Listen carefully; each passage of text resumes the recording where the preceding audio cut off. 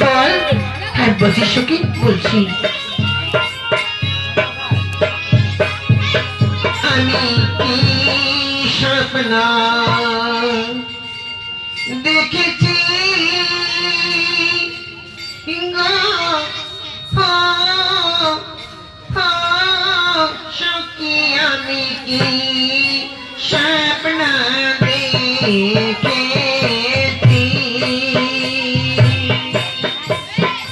আমি কি স্বপ্ন দেখেছি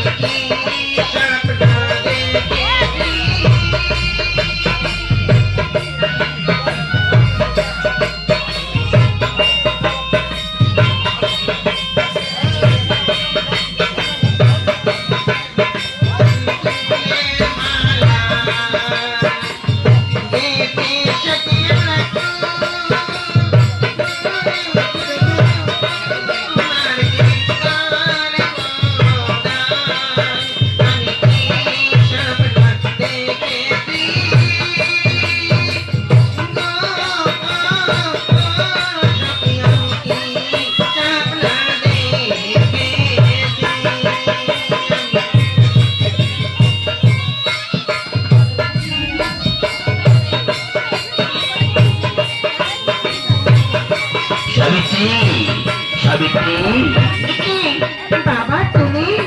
হেরি মা, তার সাথে ফিরে চল। কেন বাবা, কি হয়েছে? তেমন কিছু হয়নি মা। কি বাবা, নিশ্চয় কিছু হয়েছে। মাকে সঙ্গে নিতে পর বাগানে আসছে আমার কাছে ছুটে বললাম বাবা কি হয়েছে? ওরে মা শোন, তোমার একমাত্র মেয়ে, তোর কোনো কিছু হয়ে গেলে আমি যে বাঁচবো না। বাবা হেরে মা, তাহলে বলো বাবা কি হয়েছে? শোন মা শোন, সব বলে বলবো, সব বলবো। দেখ মা, আজ আমি নিশ্চয় রাত্রিতে স্বপ্ন পেয়েছিলাম। স্বপ্নে দেখলাম তোর বিবাহের জন্য আমি প্রাসাদের সম্মুখে আমি শৈব সেবার আয়োজন করেছি। বাবা হেরে মা, দেশ বিদেশে রাজকুমার আমন্ত্রণ করেছি, সোনার পুরানো আসছে, রত্ন সিংহাসনে বসছে। তারপর তারপর তারপর তুমি আমি ঘুরে মারল নি, মনে মতো স্বামী বলে মাল্যদান করেছো। বলো মা, এই স্বপ্ন সত্য হবে না মিথ্যা? বাবা একটা কথা বলবো? বলো মা। আমি তোমার একমাত্র সাবিত্রী, আমাকে নাবালিকা নই, আমি যথেষ্ট বড় হয়েছি। দাদি বাবা ওই সঙ্গসভা বসার পূর্বে আমার মতামতের প্রয়োজন তো জানা ছিল। মা, হ্যাঁ বাবা, আমি সর্বসময় বসবো না, আমার যদি অনুমতি দাও তাহলে আমি সখীকে সঙ্গে নিয়ে দেশ ভ্রমণে যাবো। সাবিত্রী। হ্যাঁ বাবা, দেশ বিদেশে গিয়ে তন্ন তন্ন করে খুঁজে দেখবো মনে মতো স্বামী। আর যদি খুঁজে না পাস? যদি খুঁজে না পাই তাহলে নিশ্চিত দরিদ্রে খুঁজে পাবো বাবা। আমি তারে বলে মালাদান করে আসবো, আমার অনুমতি দেও বাবা। বেশ, কন্যার বনবাসনা পূর্ণ করতে রাজা সবই হতো রাজি। দেখো মা, আমার স্বপ্ন মিথ্যা হয়ে গেল। ঠিক আছে মা, আর বিলম্ব করতে চাই না, আমি আগে সুযোগ করে সখীকে সঙ্গে নিয়ে আমি তোমাকে যাত্রা আয়োজন করে দেবো। ঠিক আছে বাপ্পার সাথে ফিরে চলো। রানী মহারাজ চলো। হ্যাঁ চলুন। চলো সখী, এবার তোর সঙ্গে নিয়ে আমরা দেশ বিদেশে যাবো। ও মা, তাই নাকি? হ্যাঁ চল। আচ্ছা ঠিক আছে চল।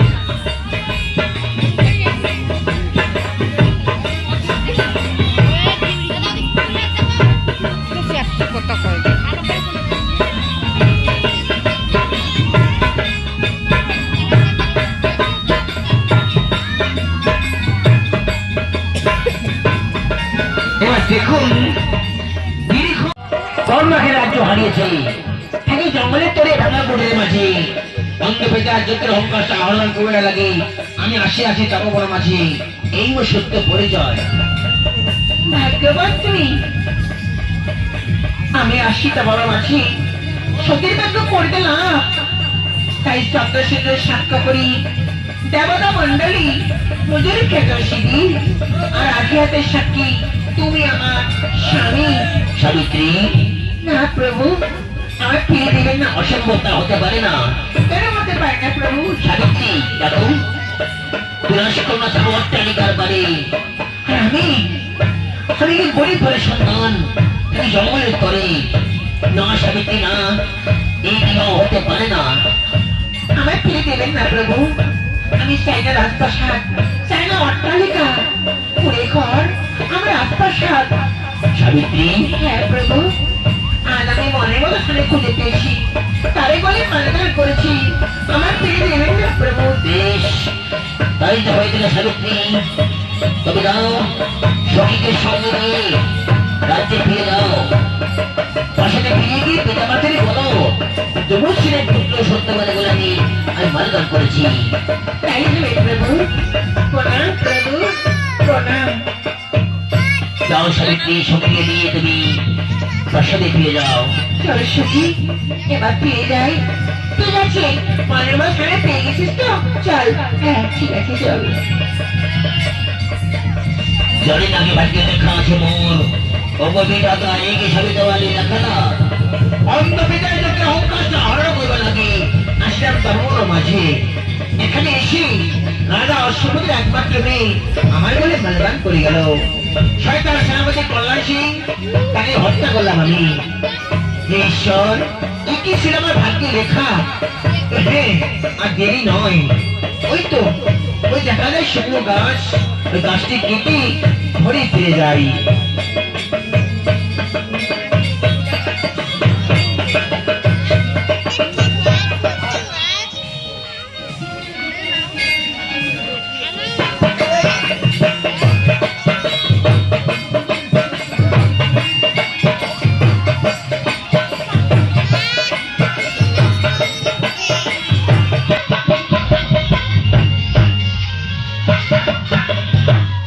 Thank you.